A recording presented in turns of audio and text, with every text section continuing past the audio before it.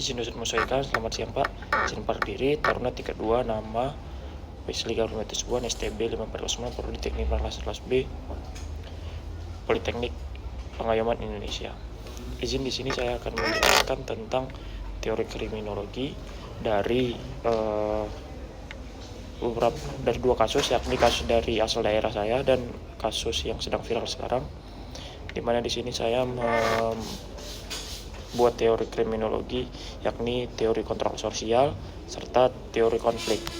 Langsung saja, yang pertama saya akan menjelaskan teori kriminologi, di mana definisi kriminologi adalah ilmu sosial terapan yang mempelajari kejahatan dan berbagai aspek terkait seperti penyebab, pelaku, reaksi masyarakat, dan sistem peradilan pidana. Kriminologi berusaha memahami, menjelaskan, dan mencegah kejahatan melalui penelitian empiris dan analisis ilmiah.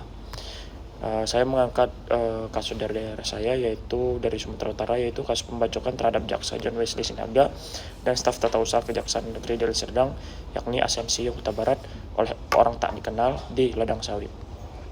Kronologi singkatnya yakni pada hari kejadian sekitar pukul 1:15, dua pelaku tidak dikenal datang menggunakan sepeda motor dan langsung menyerang korban dengan senjata tajam yang disembunyikan dalam tas pancing.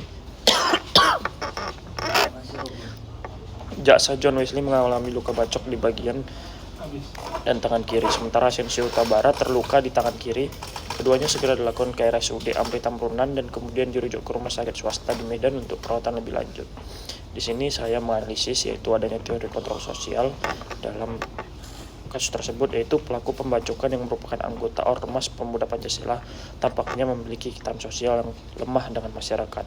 Hal ini ditunjukkan dari perilaku mereka yang menyimpang dari norma sosial dan hukum yang berlaku.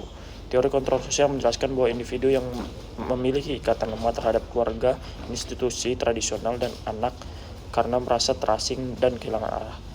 Dalam konteks ini, pelaku pembacokan terhadap John Wesley Sinaga termasuk dalam individu yang tidak terikat kuat dengan nilai sosial.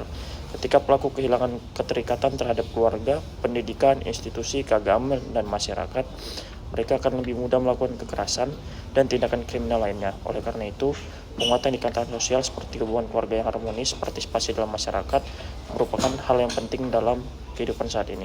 Semakin lemah ikatan sosial pelaku pada norma masyarakat, tindakan kekerasan seperti pembacokan dapat lebih besar terjadi potensialnya. Selanjutnya, kasus yang viral saat ini yaitu kasus sila oleh dosen terhadap mahasiswi UGM. Kronologi singkatnya yakni pada April 2025, UGM memecat Edi Melianto, guru besar Fakultas Farmasi, setelah terbukti melakukan pelecehan seksual terhadap satu mahasiswi.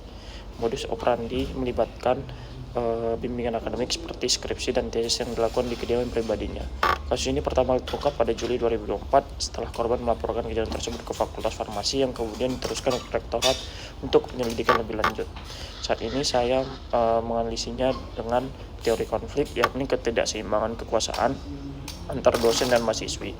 Dosen sebagai pihak yang berkuasa memanfaatkan posisinya untuk melakukan pelecehan seksual, sementara mahasiswi berada dalam posisi rentan dan bergantung pada dosen tersebut untuk kemajuan akademik.